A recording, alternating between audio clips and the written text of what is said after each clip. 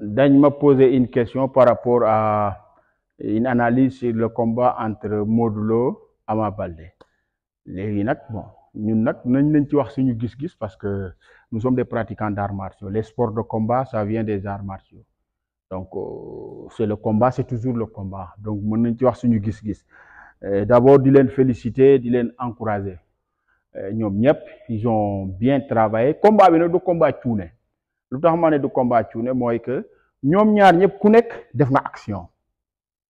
Modou def na action moom lañ jox victoire moo daan mais Ama def na action am na combat am na waa ji day ñëw tërëf pour mu daaneel la vraiment ñoom ñaar ñëpp ils ont fait quelque chose donc combat bi mënul na gën a neex noonu nag waaye vraiment c'est un combat donc di leen féliciter di naan Ama du courage bonne continuation comme on le dit dans les arts martiaux la défaite est mère de la victoire la défaite c'est qui moo ñuy dimbale pour suba ñu liggéey parce que boo demee après da ngay xool lu tax voilà la défaite moo tax ñuy mën a réussir échec moo tax nit ki di mën a réussir voilà le mieux c'est le tant que il faut toujours se relever chaque fois qu'il y a les plus grands champions boo xoolee seen jaar-jaar c'est toujours ils ont échoué au début voilà dans la vie aussi professionnelle partout ñi nga xam ne ñoom la ñuy tudd seeni tur ci domaine yëpp ci seen jaar-jaar au début c'était difficile ils ont échoué c'est l'échec ainsi de suite mais à partir de cet échec dañ ciy jàngat échec bi waru rek rom non tu vas apprendre ça va t'apprendre beaucoup de choses l'échec da lay jàngal lu bëri parce que boo toogee di nga gëstu xool les erreurs voilà donc xool li nga war a améliorer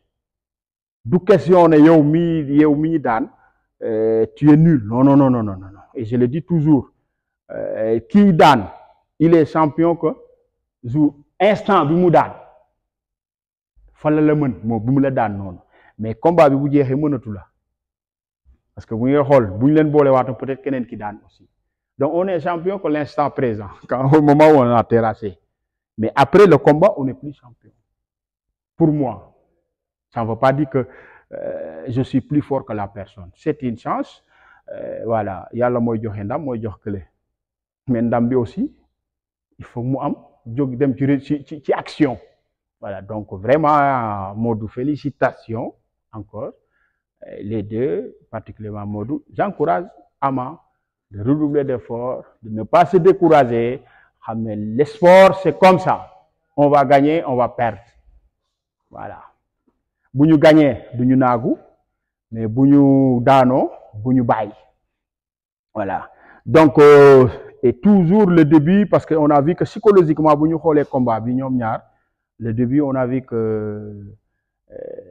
Ama avait plus de confiance parce qu'il y a l'expression du visage boo xoolee Ama bi ñu duggee ci géew bi bay nga xam ne Ama avait plus de confiance que Modou voilà loolu dañ koy xool mais ça ne veut pas dire que nag Modou n'était pas prêt donc gis nga ce qui c'est que ça donne c'est pourquoi on dit que da ci baax aussi dans les coachs li nga xam ne ñooy entraîner di leen jàngal ce qu'on appelle la préparation mentale parce que entraînement ñett yi la préparation physique le combattant lutteur bi dañ koy préparer physiquement pour mu am kattan mais préparation physique boobu aussi ça doit être adapté aux réalités mu bañ a nekk faire des exercices ou bien des mouvements inutiles donc mbër bi buy entraîner wu ki koy entraîner defaloo ko ay mouvements yoo xam dina ko jëriñ ci combat bi parce que gars yi da ngay gis ñoo xam dañuy def ay mouvements yoo xam ne kenn xamul fu ñu ko jël noonu daal na nekk mouvement bu bees wala luñ ça pour impressionner mais ça pas impressionner mais ça du ko amal njëriñ ci combat bi muy dem mu mel ne kii def judo ak kii def taekwondo mais mënuñu bokk type d'entraînement bu ñu waree tase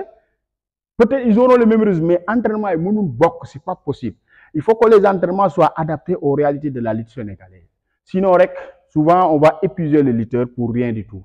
donc les préparateurs physiques waxuma ne na ils sont bien préparés mais ñi di ci gën a bàyyi xel lan moo ko amal njëriñ ci lii ñu jëm est-ce que exercice yi ma xam yëpp loolu laa ko war a def non je lui fais des exercices qui ont rapport à la lutte traditionnelle ça c'est la préparation physique Maintenant, il y a la préparation technique et tactique. Le préparateur physique, beaucoup le préparateur technique et tactique.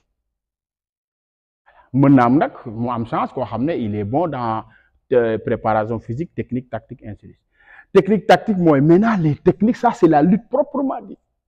Moi, berebi, nga xamné jappante yi esquive naka la wara situation am nak nga wara génné. Voilà.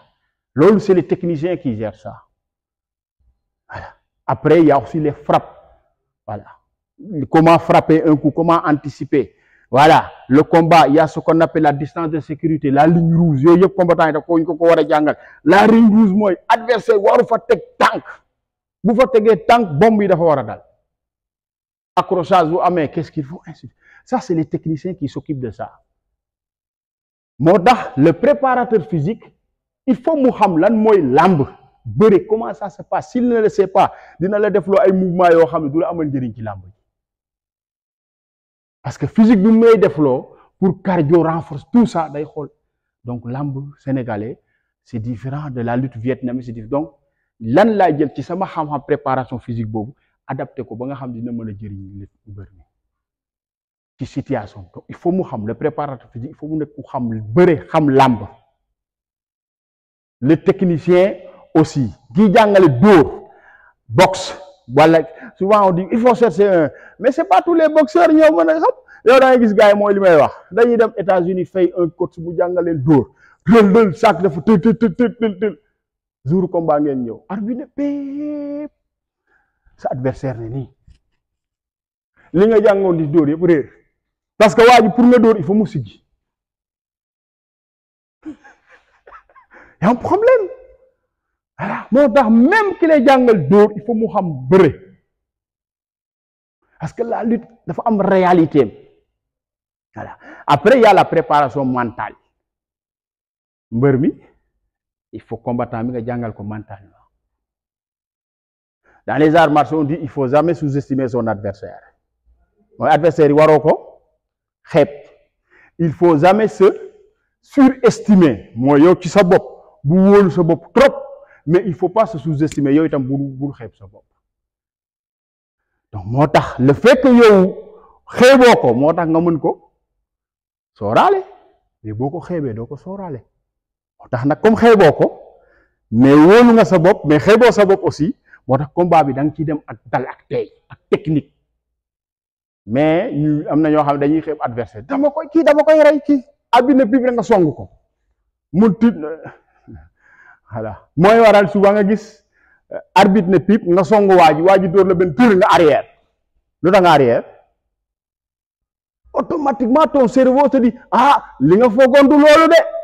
nga taxaw parce que le cerveau day calculer situation yow situation bi nga def ci cerveau ñëw voilà moo tax quand je vois certains dire non boo demee lii ngay def un combattant ne dit jamais bu ma demee lii laay def. Ku ko wax rek mooy xamoo réalité combat parce que yow boo nee bu ma demee lii laa koy def mooy yow da ngaa imaginer situation boobu moom am na lu mu war a def pour nga mën a appliquer léegi yow da nga ne bu ma demee ma jàpp tànk gauche am bi léegi bu ñuy jaar jiite tànk droite wala mu def nii rek nooy def technique bi doo ko mën a appliquer léegi bu fekkoon yow technique boobu rek nga yaakaaroon tu es foutu. Un combattant se prépare. Mais du wax ne bu ma demee lii laay def non prépare-toi c'est l'adaptation. Un vrai combattant c'est quelqu'un qui s'adapte aux situations mooy lan dara bu xew man daal je suis là je me suis préparé wu naa lu ñëw rek ma fekk ko fa situation bu am dinaa fexe ba adapté wu ànd ak loolu. C'est ça un vrai combattant vrai lutteur noonu lañ koy préparer donc mentalement war nañ ko préparer moo tax moom da nga daan gis sax autant guerrier yi gars yi bu ñu daan dem xare ni ñu doon def.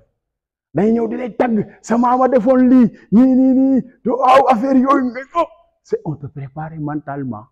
Dans le combat bu fekkee ne da nga ragal tu perds des capacités bu fekkee ne da nga tiit mooy ragal bi rek ragal mer combattant du mer combattant du ragal combattant du yàqamti ñett yi il faut que ñu leen koy jàngal waroo ragal léegi naka lañ lay préparer ba nga bañ a ragal y a des choses à faire mentalement lu ñu la mën a jàngal avec les exercices l'entraînement aussi pour jox la avoir confiance en soi voilà waroo nga mer un combattant parce que boo meree mer ragal yàqamti c'est des émotions bu amee rek nga gis waa ji commencé tu te contrôles plus te tant que yow contrôlé woo sa bopp mënoo contrôler sa adversaire moo tax nga dans les champions gars yi ñëw jàkkaarloo signature contrat wala combat bi waa ji ñëw saaga la loolu mu saaga la pour nga mer parce que boo meree doo contrôler sa bopp moom nag mu mën la jekku nag parce que booy ñëw xool ngay ñëwee doo def ndànk léegi day ñëw nax la nga daan moo tax le combattant on doit le préparer psychologiquement mentalement xam ne waroo mer quelle que soit la situation waroo mer même waa ji bu la saagaa sax waroo la yëngal dalal bul tiit voilà donc je pense que yooyu aussi coach yi mën nañ di ci gën a liggéey parce que art martial question bi loolu la am na ku ma pose question sax ben